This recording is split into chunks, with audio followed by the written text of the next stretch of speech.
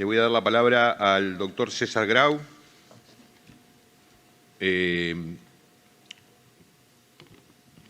doctor Grau es abogado egresado de la Universidad Nacional de Rosario, con más de 30 años de profesión. Es miembro actual del jury de enjuiciamiento del Ministerio Público Fiscal, ex miembro del Consejo de la Magistratura en Santa Fe, especialista en justicia constitucional por la Universidad de Bolonia y ex secretario letrado en el Consejo de la Magistratura. Tiene la palabra, doctor Grau. Bueno, muchas gracias en primer lugar por la invitación, y es un honor poder expresar algunas ideas acá, y me siento congratulado también de haber escuchado opiniones excelentes por parte de los preopinantes.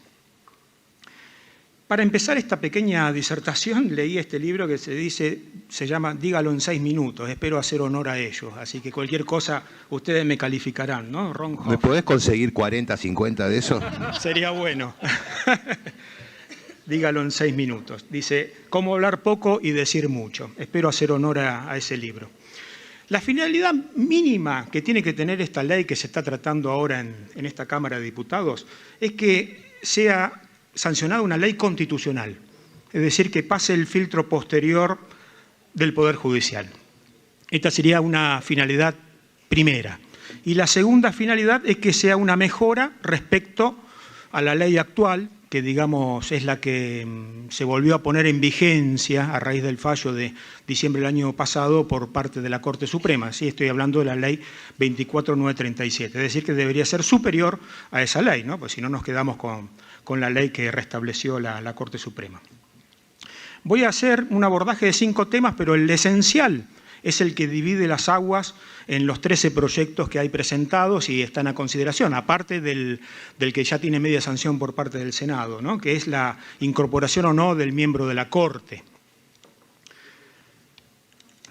Al respecto, en este tema, la Constitución Nacional no previó, voy a dar 2 definiciones solamente y después voy a ser muy práctico y concreto.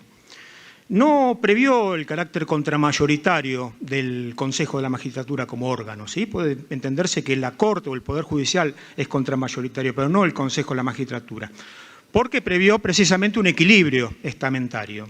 Si hubiera querido que sea contramayoritario, hubiera puesto una mayoría de jueces, hubiera establecido otra composición, como existe en otras partes del mundo que tienen modelos critárquicos, ¿sí? La critarquía es este vocablo griego que es el gobierno de los jueces.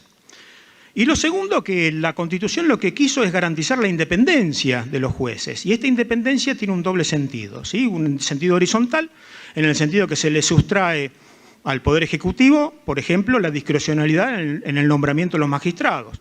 El presidente de la Nación queda supeditado a una terna que le envía el Consejo de la Magistratura, supuestamente con los mejores y las mejores. Pero también hay una independencia vertical que tienen que tener los jueces. Y esta es la independencia que también le sustrae la Constitución al poder vertical que es la Corte, ¿no? Le sustrae la facultad disciplinaria, que antes la tenía la Corte sobre los jueces, la facultad reglamentaria, que se pone en cabeza del Consejo y antes estaba en cabeza de la Corte, y la administración de los recursos. Estos 2 argumentos prima facie serían contundentes para decir, bueno, que la Corte no tiene que ser parte del Consejo de la Magistratura. Pero por otro lado, hay un contrapeso importante, que más de la mitad de los proyectos contemplan la incorporación de la Corte en el Consejo, en la composición. Entonces la pregunta sería, ¿es posible esta incorporación de la Corte en el Consejo? Sí, es posible. En el mundo hay modelos repartidos en este aspecto. Pero el modelo que rescato es el modelo que me llama mucho la atención porque es un modelo de excelencia y que es el modelo israelí. Israel tiene un Consejo de la Magistratura de 9 miembros, de los cuales 3 son miembros de la Corte Suprema. Y después voy a hacer hincapié en esto porque son 3, ¿no? Pero el presidente del Consejo es el ministro de Justicia y después hay también un delegado del Ejecutivo, 2 representantes de la abogacía y 2 legisladores. Acá no vengo a proponer que se incorporen más representantes del Ejecutivo, pero sí ciertos contrapesos que hagan al equilibrio constitucional, al equilibrio que pide el artículo 114. ¿Cómo podría darse esta hipótesis de que un miembro de la Corte y que también sea presidente del Consejo de la Magistratura, como tienen varios de los proyectos, ¿no?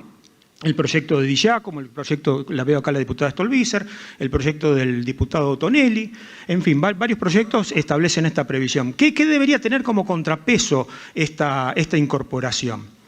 En primer lugar, que la duración del miembro de la Corte Suprema sea de 1 año, ¿sí? Que sea rotativo. Y esto lo propone el propio Di Giacomo en su proyecto de ley, ¿no? Que el miembro de la Corte dure 1 año y sea rotativo. Y también lo propone la propia Corte Suprema de Justicia.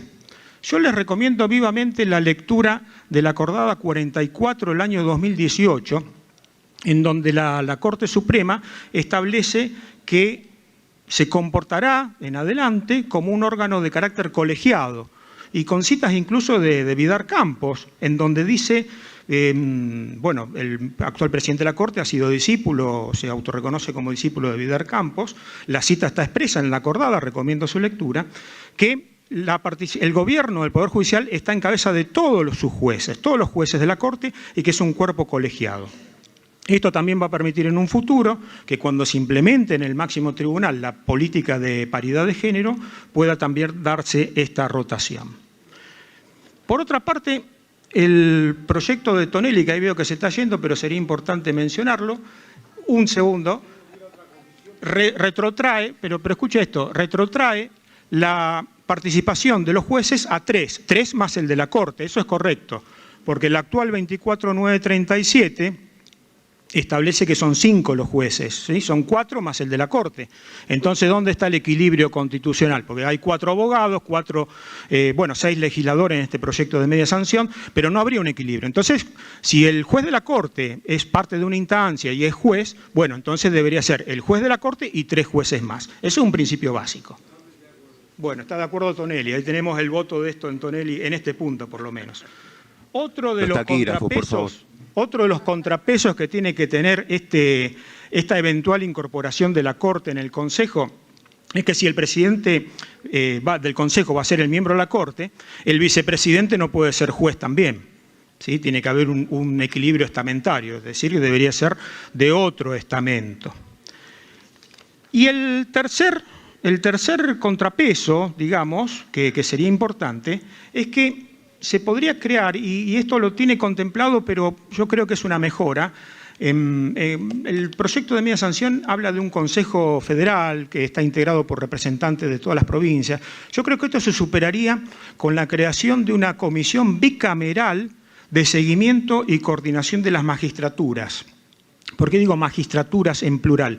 Porque no nos tenemos que olvidar que los ministerios públicos también son parte importante del funcionamiento de la justicia. Si bien no son parte del Poder Judicial, pues son independientes, pero en todo lo que hace al funcionamiento de los recursos, la administración, el tema de los concursos, también deberían ser más transparentes y ser mucho más participativos respecto a la participación de los otros estamentos, ¿sí? Que hoy no están representados, ¿no? Tanto en el fiscal como en el de la defensa no están representados. Tampoco, y avanzo rápidamente con títulos para no exceder el plazo, en las listas, y ya lo dijo acá el doctor Darrocha, no están contemplados los abogados, en la lista de jurados deben incorporarse, pero también deben incorporarse listas provenientes del propio Parlamento, del propio Congreso, a través de la Comisión Bicameral. ¿Por qué digo esto? Porque debería darse una válvula de escape a muchísimos profesionales que son muy valiosos y que no podrían entrar como jurados a través de los otros estamentos. Por ejemplo, docentes eminentes de universidades privadas no podrían ser jurados si no se permite esta válvula de escape.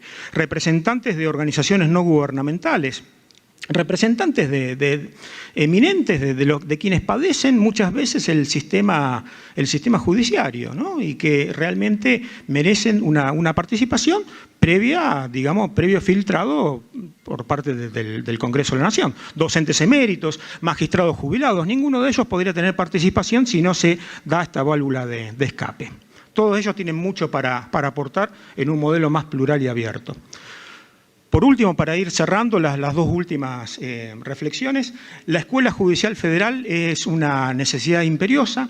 En esto rescato el proyecto del diputado Carvajal, cuyo artículo 1 de su proyecto es realmente brillante, señor diputado, porque establece que los fondos provenientes de la ley de autarquía, la 23853, deben pasar a la órbita del Consejo. Esto se vería facilitado si el miembro de la Corte a la vez preside el Consejo. No debería haber tanto resquemor de que habría una potencial avanzada por encima de las facultades de la Corte, ¿no? Porque es la misma Corte la que tendría la potestad, la presidencia, una presidencia compartida, ¿no? con otros miembros.